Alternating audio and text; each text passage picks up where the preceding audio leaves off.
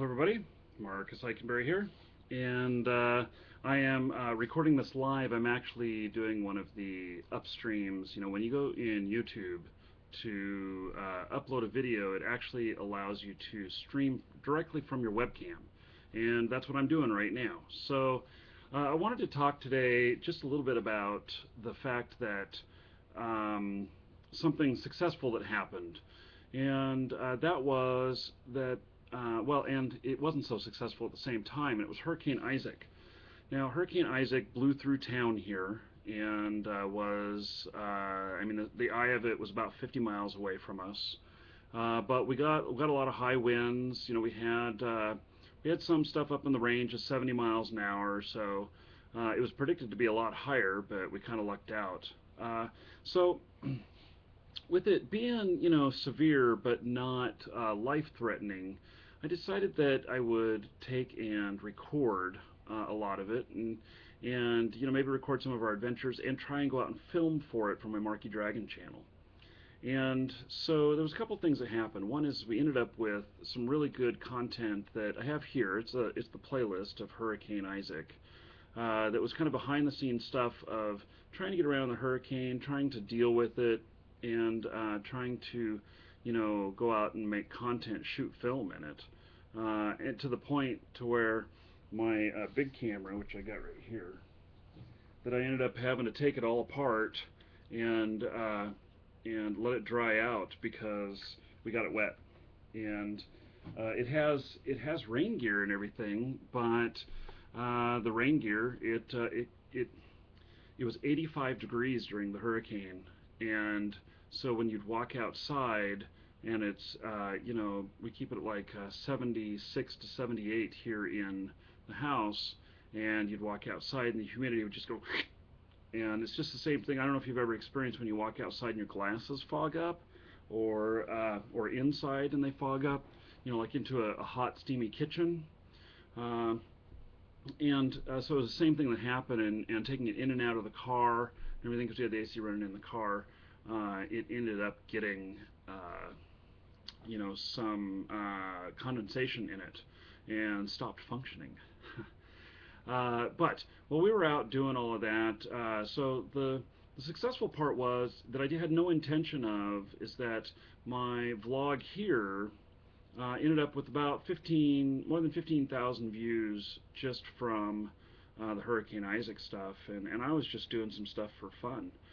Uh, and then, but on the flip side, on my Marky Dragon channel, where I typically do anywhere from 15 to 30,000 views a day, the content with Hurricane Isaac didn't go over so well. It got a lot of views, but it didn't go over so well in the fact that the a lot of people complained about the noise.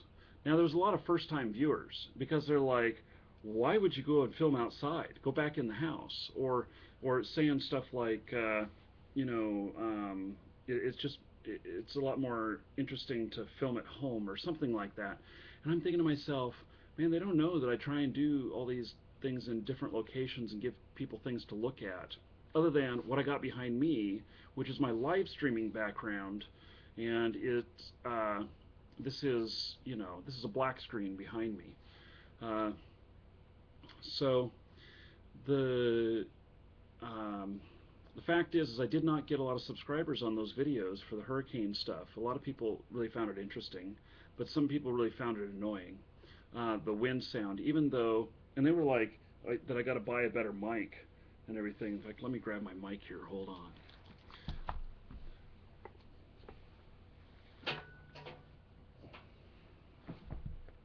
So they were telling me, okay, I guess I don't need my headphones on because I don't have any audio coming back from from like a game or something like that. So this is my microphone right here, and it's considered a shotgun mic, and it points straight at wherever, you know, it's going to, and it'll pick up that. And every once in a while you'll see news reporters using it, and you know, they'll have them out like this or whatnot, but they don't use them that often. And part of it is this is a very, very expensive mic. This mic is around $1,100, and and it's designed really to not focus on anything else in here. It just wants to see what's right out there, and it does a very good job of it. And that's how I was doing it. A lot of people were telling me I should be wearing a lapel mic, and that's one that fits on right here, and maybe wireless or wired, and then just has a little windscreen on it. Well, those little windscreens can only handle about 5 mile per hour winds, because this right here is a windscreen. This is this is very expensive. I can't remember exactly how much I paid for this, but it was in the hundreds of dollars. And so the shotgun microphone just fits right up in here like this, and there you go. So now this reduces a lot of the wind noise and everything. Now when it gets wet, it doesn't reduce the wind noise as well as when it's dry, but it still does.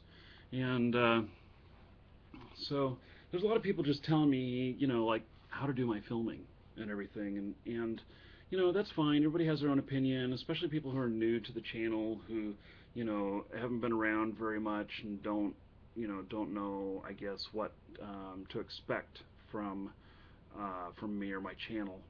And so anyway, it was kind of mixed on that. Some of my stuff that I do, I've done filmed at like the Grand Canyon. I've filmed out with alligators in the swamps. I've filmed, I recently filmed up in Oregon, did a whole bunch of stuff, and I go all kinds of places, and I take the camera with me, and so this was no exception. But I was surprised that it didn't work out. People were annoyed by the wind. So point taken.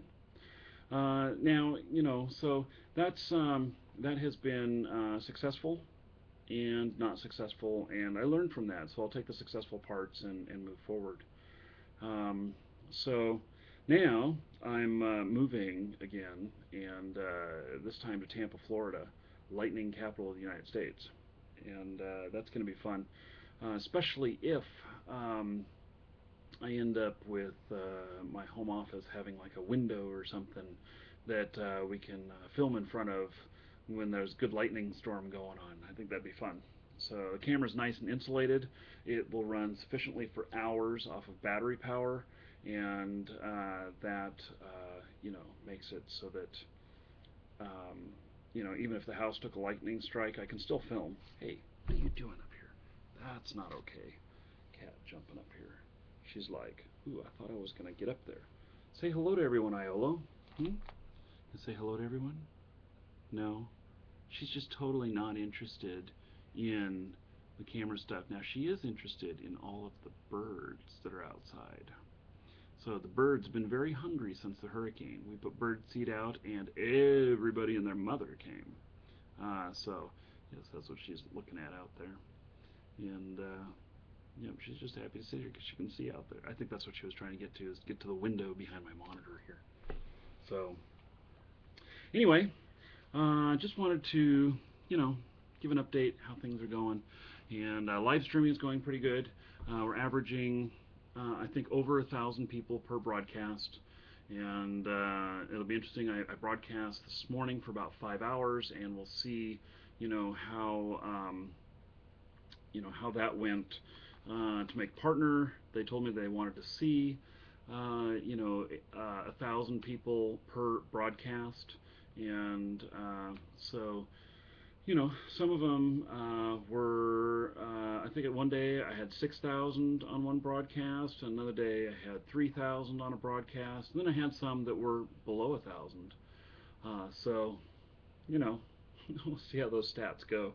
I don't know how they figure all that stuff out, and whether or not that really makes a difference to me, because I have no idea what kind of money I can make from live broadcasting. And I mean, I have talked to a few live broadcasters, but they're sticking to a schedule. They're broadcasting for 4 to 8 hours every night, and they're they're making $100 a night or something like that. And gosh, I don't know if that's right for me. So that's really not, I think I can make more doing other stuff. So, and I don't want to tie myself down to being there right at a particular time. the broadcast this morning, people are like, well, why didn't you pre-schedule it and tell us all and everything? And I'm just like, well, I didn't know I was going to be doing it, and I don't want to be tied to that either. So, okay, so the whole reason point that I wanted to get across with this video today is about using your environment and using your environment in the storyline of whatever it is you're telling. And so even today, I mean, just this video here, I'm talking about you having used Isaac, Hurricane Isaac in it and everything. Well, I included my black screen in the back. I included my cat. I included my microphone. Well, I didn't have all that stuff planned, but it was just, it's just kind of using the opportunity of the environment around you as part of the content. So, and I just think that has worked out well. And if I had to say that was a successful action, I would say most definitely. So, okay, I'm Mark Seikenberry. Take care.